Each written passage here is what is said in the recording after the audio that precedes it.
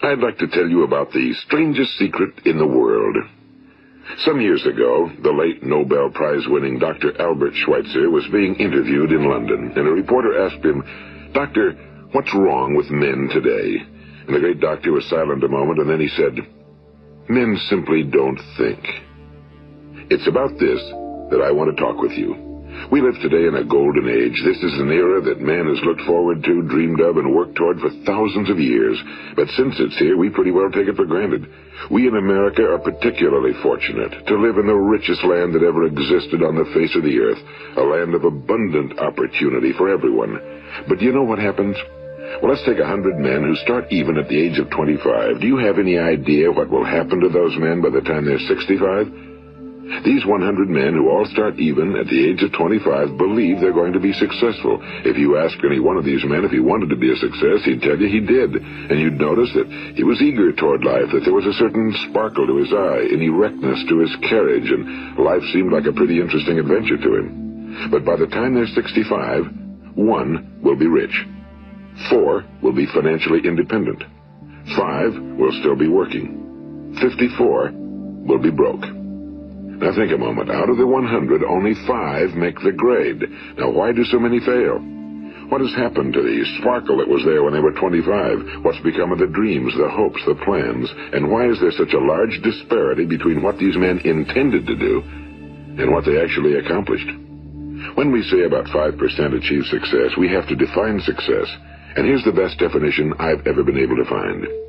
Success is the progressive realization of a worthy ideal. If a man is working toward a predetermined goal and knows where he's going, that man is a success. If he's not doing that, he's a failure.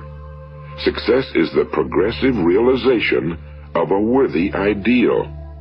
Rollo May, the distinguished psychiatrist, wrote a wonderful book called Man's Search for Himself. And in this book he says, the opposite of courage in our society is not cowardice. It is conformity. And there you have the trouble today. It's conformity, people acting like everyone else without knowing why, without knowing where they're going. Now think of it. In America right now, there are over 18 million people 65 years of age and older. And most of them are broke. They're dependent on someone else for life's necessities. Now, we learn to read by the time we're 7. We learn to make a living by the time we're 25. Usually by that time, we're not only making a living, we're supporting a family. And yet by the time we're 65, we haven't learned how to become financially independent in the richest land that has ever been known. Why? We conform. And the trouble is that we're acting like the wrong percentage group, the 95 who don't succeed. Now, why do these people conform? Well, they really don't know. These people believe that their lives are shaped by circumstances, by things that happen to them, by exterior forces. They're outer-directed people. A survey was made one time that covered a lot of men, working men, and these men were asked, "Why do you work? Why do you get up in the morning?" 19 out of 20 had no idea. If you ask them, they'll say, well, everyone goes to work in the morning, and that's the reason they do it, because everyone else is doing it. Now let's get back to our definition of success. Who succeeds? The only person who succeeds is the person who is progressively realizing a worthy ideal. He's the person who says, I'm going to become this, and then begins to work toward that goal. I'll tell you who the successful people are. A success is the school teacher who's teaching school because that's what he or she wants to do. The success is the woman who's a wife and mother because she wanted to become a wife and mother and is doing a good job of it. The success is the man who runs the corner gas station because that was his dream. That's what he wanted to do. The success is the successful salesman who wants to become a top-notch salesman and grow and build with his organization. A success is anyone who is doing deliberately a predetermined job because that's what he decided to do deliberately. But only 1 out of 20 does that. That's why today there isn't really any competition unless we make it for ourselves. Instead of competing, all we have to do is create. You know, for 20 years, I looked for the key which would determine what would happen to a human being. Was there a key I wanted to know which would make the future a promise that we could foretell to a large extent? Was there a key that would guarantee a person's becoming successful if he only knew about it and knew how to use it? Well, there is such a key, and I've found it. Have you ever wondered why so many men work so hard and honestly without ever achieving anything in particular, and others don't seem to work hard and yet seem to get everything? They seem to have the magic touch. You've heard them say that about someone. Everything he touches turns to gold. And have you ever noticed that a man who becomes successful tends to continue to become successful? And on the other hand, have you noticed how a man who's a failure tends to continue to fail? Well, it's because of goals. Some of us have goals, some don't. People with goals succeed because they know where they're going. It's that simple. Think of a ship leaving a harbor, and think of it with the complete voyage mapped out and planned. The captain and crew know exactly where it's going and how long it'll take. It has a definite goal. Now, 9,999 times out of 10,000, it will get to where it started out to get. Now let's take another ship, just like the first, only let's not put a crew on it or a captain at the helm. Let's give it no aiming point, no goal, no destination. We just start the engines and let it go. I think you'll agree with me that if it gets out of the harbor at all, it will either sink or wind up on some deserted beach, a derelict. It can't go anyplace because it has no destination and no guidance, and it's the same with a human being. Take the salesman, for example. There's no other person in the world today with the future of a good salesman. Selling is the world's highest paid profession, if we're good at it and if we know where we're going. Every company needs top-notch salesmen, and they reward those men. The sky's the limit for them. But how many can you find? Someone once said the human race is fixed, not to prevent the strong from winning, but to prevent the weak from losing. The American economy today can be likened to a convoy in time of war. The entire economy is slowed down to protect its weakest link, just as the convoy had to go at the speed that would permit its slowest vessel to remain in formation. That's why it's so easy to make a living today. It takes no particular brains or talent to make a living and support a family today. So we have a plateau of so-called security, if that's what a person's looking for. But we do have to decide how high above this plateau we want to aim. Now let's get back to the strangest secret in the world, the story that I wanted to tell you today. Why do men with goals succeed in life and men without them fail? Well, let me tell you something which, if you really understand it, will alter your life immediately.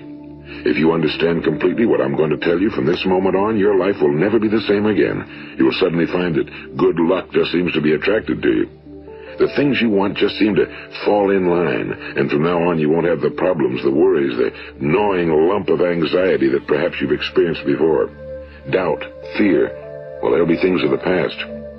Here's the key to success and the key to failure. We become what we think about.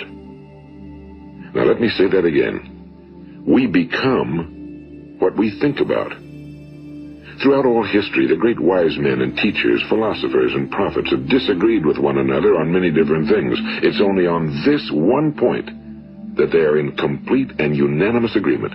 Listen to what Marcus Aurelius, the great Roman emperor, said. A man's life is what his thoughts make of it. Disraeli said this. Everything comes if a man will only wait. I've brought myself by long meditation to the conviction that a human being with a settled purpose must accomplish it, and that nothing can resist a will that will stake even existence for its fulfillment. Ralph Waldo Emerson said this, a man is what he thinks about all day long. William James said, the greatest discovery of my generation is that human beings can alter their lives by altering their attitudes of mind.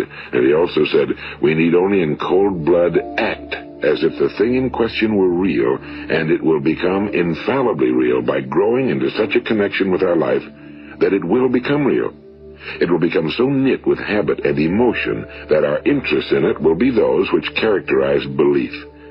And he also said, if you only care enough for a result, you will almost certainly attain it. If you wish to be rich, you will be rich. If you wish to be learned, you will be learned. If you wish to be good, you will be good. Only you must then really wish these things and wish them exclusively, and not wish at the same time 100 other incompatible things just as strongly. In the Bible, you read in Mark 9:23, if thou canst believe, all things are possible to him that believeth. My old friend Dr. Norman Vincent Peale put it this way, this is one of the greatest laws in the universe. Fervently do I wish I had discovered it as a very young man. It dawned upon me much later in life, and I found it to be one of the greatest, if not my greatest discovery outside of my relationship to God. The great law, briefly and simply stated, is that if you think in negative terms, you will get negative results. If you think in positive terms, you will achieve positive results.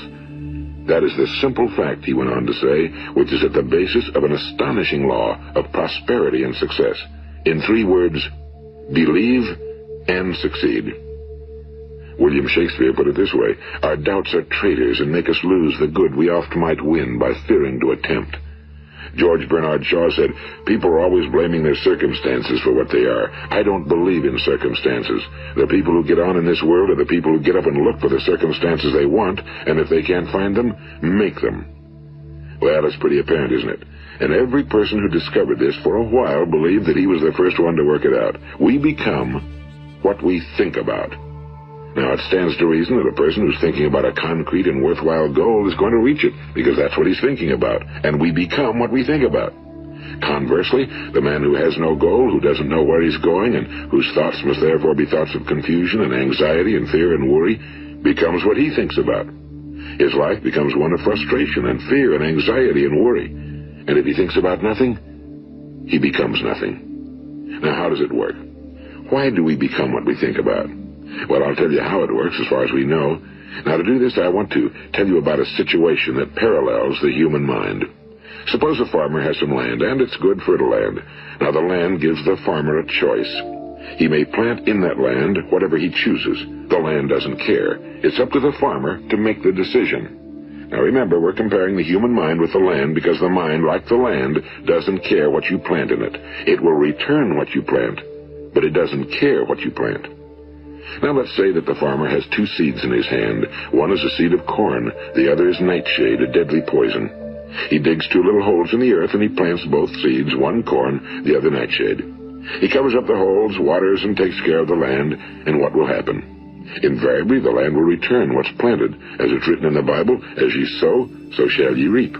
Now remember, the land doesn't care. It'll return poison in just as wonderful abundance as it will corn. So up come the 2 plants, one corn, one poison. Now, the human mind is far more fertile, far more incredible and mysterious than the land, but it works the same way. It doesn't care what we plant.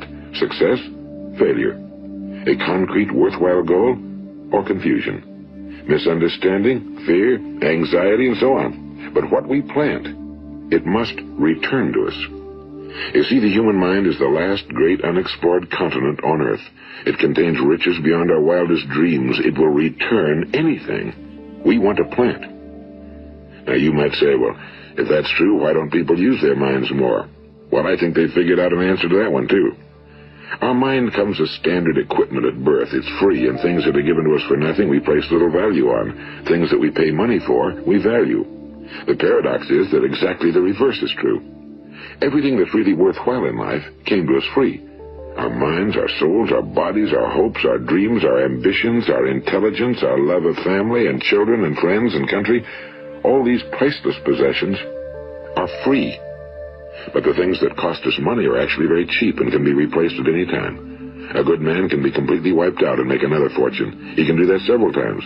Even if our home burns down, we can rebuild it. But the things we got for nothing, we can never replace. The human mind isn't used because we take it for granted. Familiarity breeds contempt. It can do any kind of job we assign to it, but generally speaking, we use it for little jobs instead of big, important ones. Universities have proved that most of us are operating on about 10% or less of our abilities. So decide now, what is it you want? Plant your goal in your mind. It's the most important decision you'll ever make in your entire life. What is it you want? Do you want to be an outstanding salesman? A better worker at your particular job? Do you want to go places in your company, in your community? Do you want to get rich? All you've got to do is plant that seed in your mind, care for it, work steadily toward your goal, and it will become a reality. It not only will, there's no way that it cannot. You see, that's a law, like the laws of Sir Isaac Newton, the laws of gravity. If you get on top of a building and jump off, you'll always go down. You'll never go up, and it's the same with all the other laws of nature. They always work. They're inflexible. Think about your goal in a relaxed, positive way. Picture yourself in your mind's eye as having already achieved this goal. See yourself doing the things you will be doing when you've reached your goal. Ours has been called the phenobarbital age, the age of ulcers and nervous breakdowns and tranquilizers. At a time when medical research has raised us to a new plateau of good health and longevity, far too many of us worry ourselves into an early grave trying to cope with things in our own little personal ways without learning a few great laws that will take care of everything for us. These things we bring on ourselves through our habitual way of thinking. Every one of us is the sum total of his own thoughts. He is where he is because that's exactly where he really wants to be, whether he'll admit that or not. Each of us must live off the fruit of his thoughts in the future, because what you think today and tomorrow, next month and next year, will mold your life and determine your future. You're guided by your mind. I remember one time I was driving through eastern Arizona, and I saw one of those giant earth-moving machines roaring along the road at about 35 miles an hour with what looked like 30 tons of dirt in it. A tremendous, incredible machine, and there was a little man perched way up on top with the wheel in his hands guiding it. And as I drove along, I was struck by the similarity of that machine to the human mind. Just suppose you're sitting at the controls of such a vast source of energy. Are you going to sit back and fold your arms and let it run itself into a ditch? Or are you going to keep both hands firmly on the wheel and control and direct this power to a specific, worthwhile purpose? It's up to you. You're in the driver's seat. You see, the very law that gives us success is a two-edged sword. We must control our thinking. The same rule that can lead a man to a life of success, wealth, happiness, and all the things he ever dreamed of for himself and his family. That very same law can lead him into the gutter. It's all in how he uses it, for good or for bad. This is the strangest secret in the world. Now, why do I say it's strange, and why do I call it a secret? Actually, it isn't a secret at all. It was first promulgated by some of the earliest wise men, and it appears again and again throughout the Bible, but very few people have learned it, understand it. That's why it's strange, and why for some equally strange reason it virtually remains a secret. I believe that you could go out and walk down the main street of your town and ask one man after another what the secret of success is, and you probably wouldn't run into one man in a month who could tell you. Now, this information is enormously valuable to us if we really understand it and apply it. It's valuable to us not only for our own lives, but the lives of those around us, our families, employees, associates, and friends. Life should be an exciting adventure. It should never be a bore. A man should live fully, be alive. He should be glad to get out of bed in the morning. He should be doing a job he likes to do because he does it well.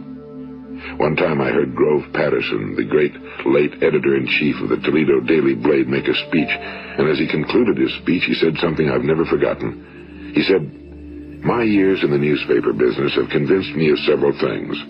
Among them, that people are basically good, and that we came from someplace, and we're going someplace. So we should make our time here an exciting adventure.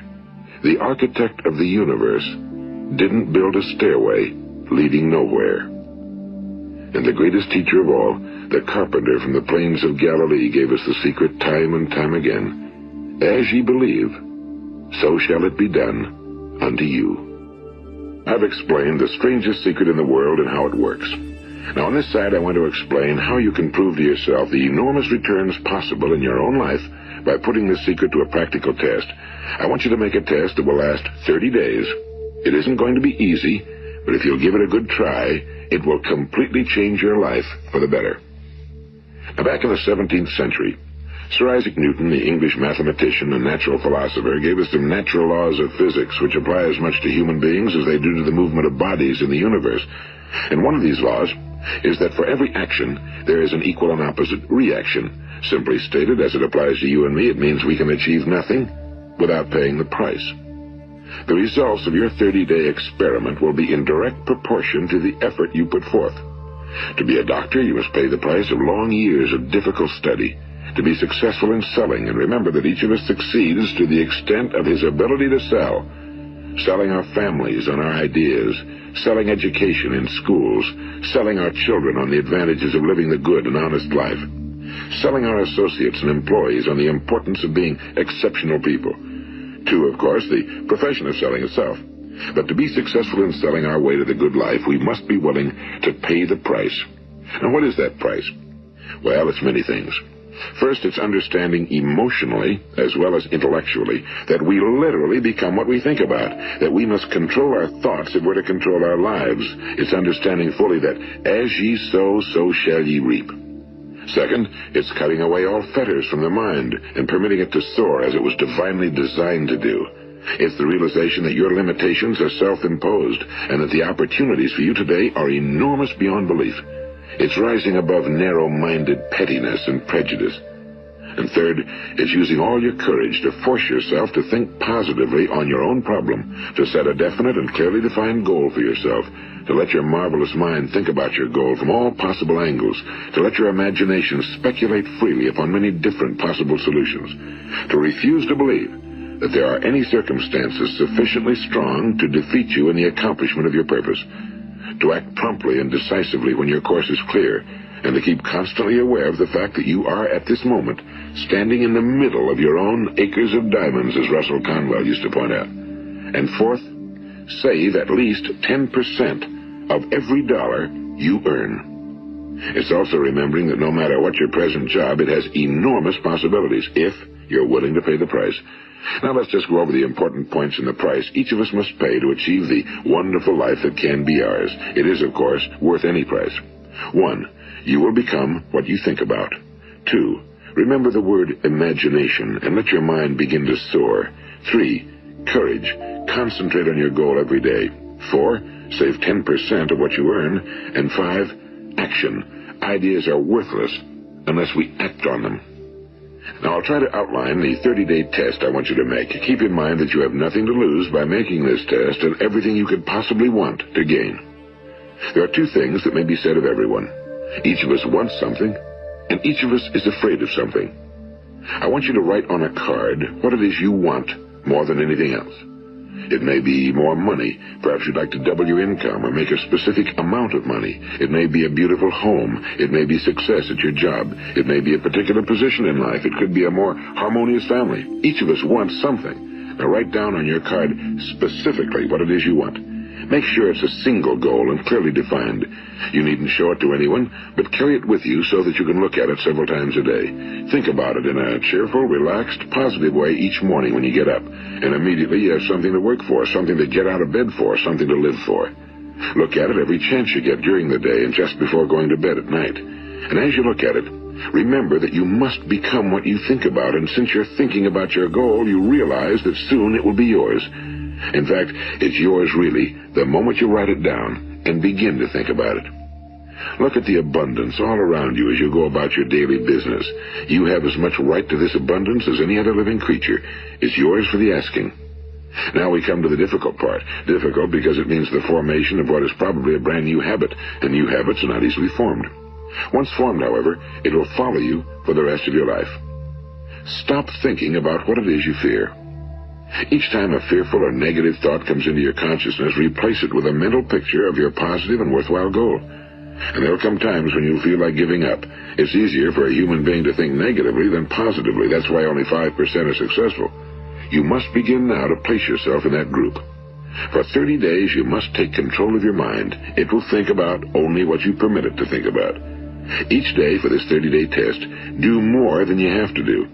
In addition to maintaining a cheerful, positive outlook, give of yourself more than you've ever done before. Do this knowing that your returns in life must be in direct proportion to what you give. The moment you decide on a goal to work toward, you're immediately a successful person. You are then in that rare and successful category of people who know where they're going. Out of every 100 people, you belong to the top 5. Don't concern yourself too much with how you're going to achieve your goal. Leave that completely to a power greater than yourself. All you have to do is know where you're going. The answers will come to you of their own accord and at the right time. Remember these words from the Sermon on the Mount, and remember them well. Keep them constantly before you this month of your test. Ask, and it shall be given you. Seek, and ye shall find. Knock, and it shall be opened unto you. For every one that asketh receiveth, and he that seeketh findeth, and to him that knocketh it shall be opened. It's as marvelous and as simple as that. In fact, it's so simple that in our seemingly complicated world, it's difficult for an adult to understand that all he needs is a purpose and faith. For 30 days, do your very best. If you're a salesman, go at it as you've never done before, not in a hectic fashion, but with the calm, cheerful assurance that time well spent will give you the abundance in return you deserve and want. If you're a homemaker, devote your 30-day test to completely giving of yourself without thinking about receiving anything in return, and you'll be amazed at the difference it makes in your life. No matter what your job, do it as you've never done it before for 30 days. And if you've kept your goal before you every day, you'll wonder and marvel at this new life you've found. Dorothea Brand, the outstanding editor and writer, discovered it for herself and tells about it in her fine book, Wake Up and Live. Her entire philosophy is reduced to the words, act as though it were impossible to fail. She made her own test with sincerity and faith, and her entire life was changed to one of overwhelming success. Now, you make your test for 30 full days. Don't start your test until you've made up your mind to stick with it.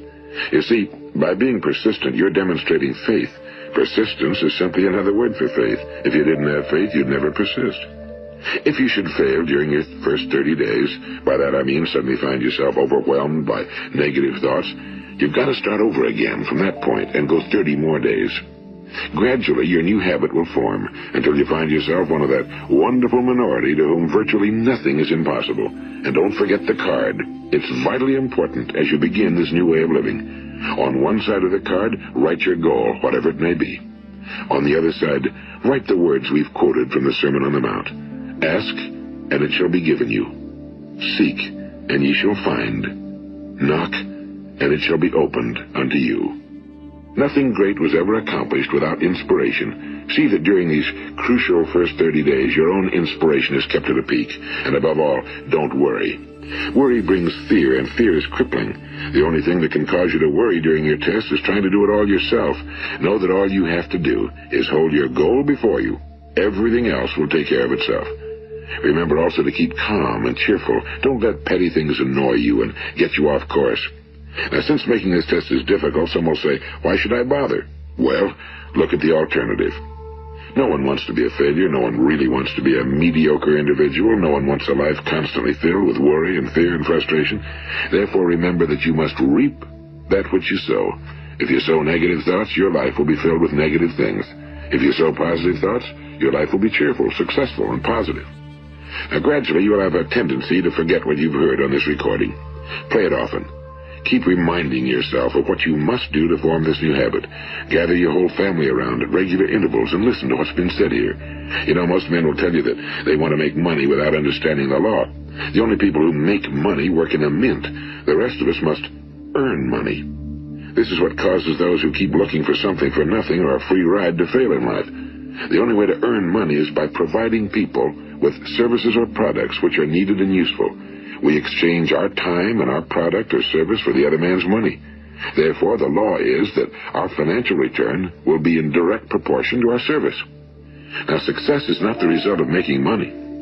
Making money is the result of success, and success is in direct proportion to our service. Most people have this law backwards. They believe that you're successful if you earn a lot of money. The truth is that you can only earn money after you're successful. It's like the story of the man who sat in front of the stove and said to it, give me heat, and then I'll add the wood. How many men and women do you know, or do you suppose there are today, who take the same attitude toward life? There are millions. We've got to put the fuel in before we can expect heat. Likewise, we've got to be of service first before we can expect money. Don't concern yourself with the money. Be of service, build, work, dream, create. Do this and you'll find there's no limit to the prosperity and abundance that will come to you. Prosperity, you know, is founded upon a law of mutual exchange. Any person who contributes to prosperity must prosper in turn himself. Sometimes the return will not come from those you serve, but it must come to you from someplace, because that's the law.